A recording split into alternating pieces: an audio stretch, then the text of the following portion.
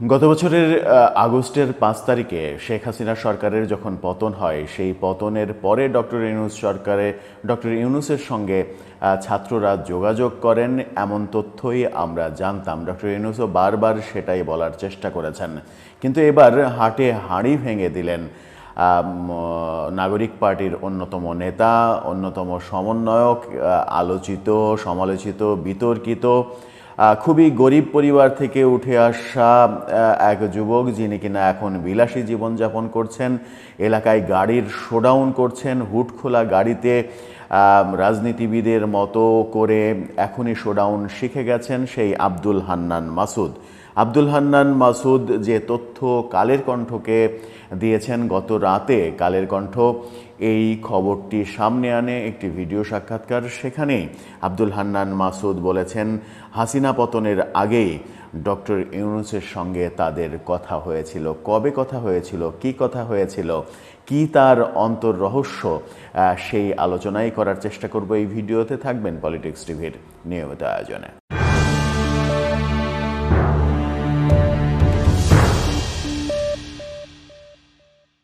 দর্শক, পলিটিক্স টিভির নিয়মিত ভিডিওগুলো এখন থেকে স্পন্সর করছে প্রজাপতি.টিভি, নতুন ওটিটি প্ল্যাটফর্ম। আপনারা চাইলে ইউটিউবে, ফেসবুকে, ইনস্টাগ্রামে, টিকটকে দেখে নিতে পারেন। ডেসক্রিপশন বক্সে লিঙ্ক দেওয়া থাকবে, সেখান থেকেও আপনারা প্রজাপতির কার্যক্রম দেখে নিতে পারেন। চলে যাচ্ছি মূল ভিডিওতে। বলছিলাম, ডক্টর ইউনূসের সঙ্গে ছাত্রদের যোগাযোগটা আসলে কবে হয়েছিল। ডক্টর ইউনূস বিদেশি সংবাদ মাধ্যমে একাধিক সাক্ষাৎকারে বারবার বলার চেষ্টা করেছেন যে শেখ হাসিনা পতনের পর ছাত্ররা তার সঙ্গে যোগাযোগ করে। তিনি তখন ফ্রান্সে ছিলেন, হাসপাতালে একটা সার্জারিও হয়েছিল, সেই অবস্থাতেই ছাত্রদের সঙ্গে তিনি কথা বলেছেন এবং ছাত্ররা যখন তাকে প্রধান উপদেষ্টার পদ নেয়ার কথা বলেন, তখন তিনি অস্বীকৃতি জানান, বিকল্প খুঁজতে বলেন, বারবার কথা হয়, বারবার তিনি রাজি ছিলেন না। অবশেষে ছাত্ররা যখন নাছোড়বান্দা, তখন বাধ্য হয়ে তিনি রাজি হয়েছেন, এমন কথা ডক্টর ইউনূস একাধিকবার বলেছেন। এরকম তথ্যই আমরা আগে থেকেই জানতাম, কিন্তু এবার নতুন তথ্য সামনে আনলেন আব্দুল হান্নান মাসুদ। আব্দুল হান্নান মাসুদ বেশ সমালোচিত জীবনযাপন করছেন, এখন বিলাসী জীবনযাপন করছেন। নাগরিক পার্টির যে কয়জন বিলাসী জীবনযাপন করছেন, যে কয়জন শোডাউন করছেন, সেই মুষ্টিমেয় 2-3 জনের মধ্যে একজন আব্দুল হান্নান মাসুদ। এলাকাতে ব্যাপক শোডাউন, হুড খোলা জিপে তিনি শোডাউন করছেন, সেরকম দৃশ্য দেখা যাচ্ছে। গাড়ির শোডাউন করছেন, সেরকম দৃশ্য দেখা যাচ্ছে এলাকায়। সেই শোডাউন করতে গিয়ে মারও খেয়েছেন, এমন ঘটনাও আমরা দেখেছি। সে আব্দুল হান্নান মাসুদ কালের কণ্ঠকে বললেন, ডক্টর ইউনূসের সঙ্গে হাসিনা পতনের আগেই তাদের যোগাযোগ ছিল। আরও অনেক রহস্য বোধহয় বের হয়ে আসতে বাকি। আব্দুল হান্নান মাসুদ আপাতত যে রহস্যের জটটা খুললেন, সেটা হচ্ছে যে ডক্টর ইউনূসের সঙ্গে 1 তারিখেই তার কথা হয় এবং ক্ষমতা নেয়ার বিষয়ে কথা হয়। 1 তারিখে কিভাবে কথা হয়? বিদেশি বেশ কয়েকজনের সঙ্গে আব্দুল হান্নান মাসুদ স্বীকার করেছেন যে বেশ কয়েকজনের সঙ্গে তাদের নিয়মিত যোগাযোগ ছিল। তার মধ্যে অন্যতম জুলকারনাইন শাহের, আল জাজিরার সাংবাদিক, এবং মুশফিক ফজল আনসারির কথা বলেছেন। আরও একজনের কথা বলেছেন বটে, কিন্তু বিদেশি 2 জন ইউটিউবারের কথা তিনি বলেন নাই, যাদের সঙ্গে যোগাযোগটা সার্বক্ষণিক ছিল বলেই আমরা বিভিন্ন সূত্রে জানি। যাই হোক, জুলকারনাইন শাহের যেহেতু আল জাজিরার সাংবাদিক, তার কথা বললে খুব একটা সমস্যা হবে না। মুশফিক ফজল আনসারির কথা বললেও খুব একটা অসুবিধা হবে না, তাই হয়তো এই 2 জনের নাম সামনে এনেছেন।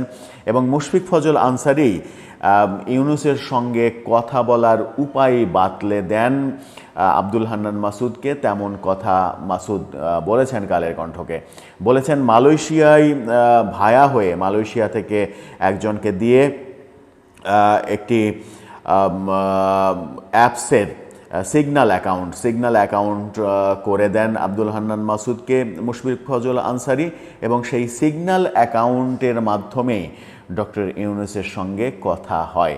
ডক্টর ইউনূসের সঙ্গে হোয়াটসঅ্যাপে, ফোনে কোনো সাধারণ মাধ্যমে যোগাযোগ হয়নি, সিগন্যাল অ্যাকাউন্টে যোগাযোগ করা হয়েছে। তার মানে এটা যে খুব ছেলে খেলার বিষয় নয়, এটা নিশ্চিতই এখন বোঝা যাচ্ছে যে ডক্টর ইউনূসকেও সিগন্যাল অ্যাকাউন্ট করে দেয়া হয়েছে নিশ্চিত করেই।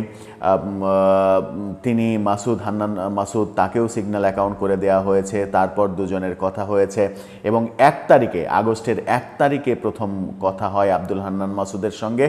এমন কথা তিনি বলেছেন। আব্দুল হান্নান মাসুদ কি এই আন্দোলনের এমন কোনো গুরুত্বপূর্ণ নেতা ছিলেন, মানে সিদ্ধান্তদাতা ছিলেন, ডিসিশন মেকার ছিলেন, যে তিনি একাই ডক্টর ইউনূসের সঙ্গে কথা বলেছেন?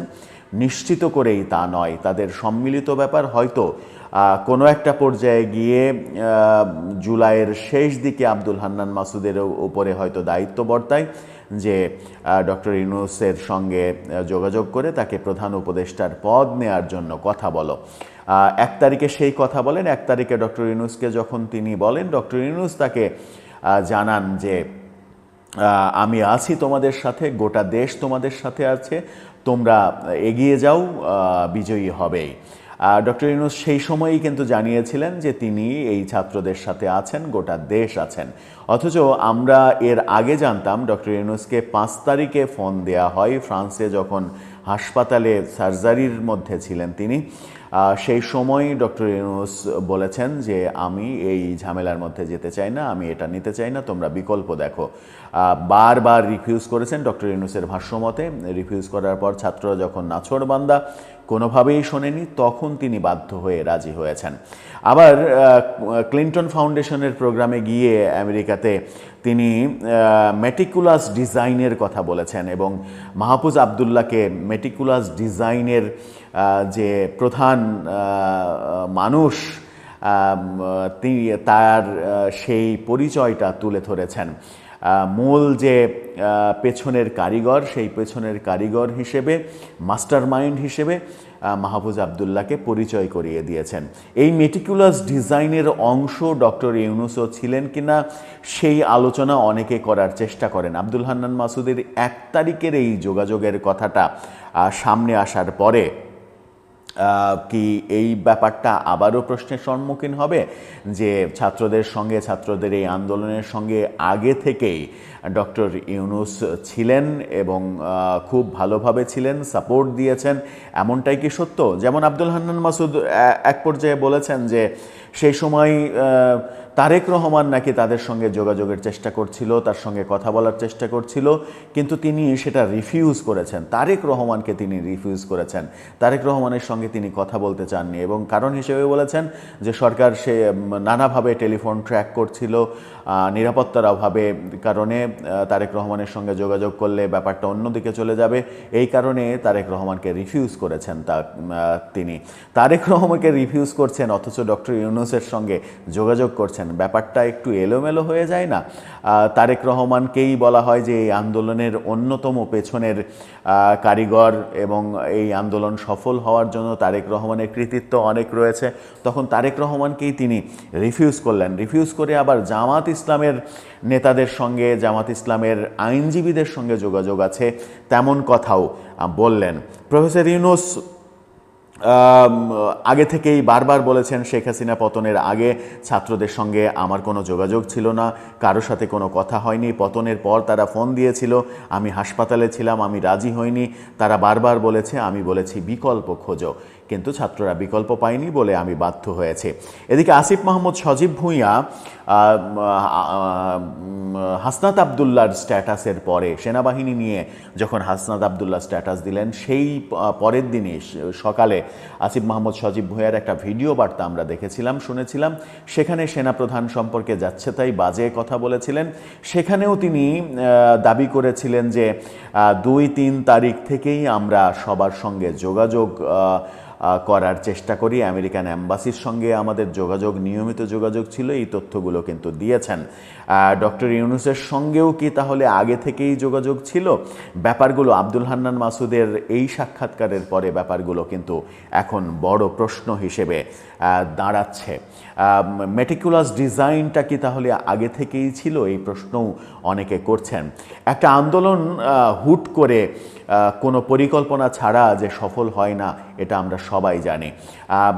ধীরে ধীরে এই আন্দোলনের পেছনে কারা ছিলেন, কাদের অবদান ছিল, কাদের অবদানের প্রেক্ষিতে এই আন্দোলনটা অনেক বেশি সাকসেসফুল হয়েছে এবং কম সময়ে সাকসেসফুল হয়েছে, এই ব্যাপারগুলো বোধহয় আস্তে আস্তে বেরিয়ে আসছে। দর্শক, আপনার কি মনে হয়? আপনার মতামত জানিয়ে লিখতে পারেন আমাদের কমেন্ট বক্সে।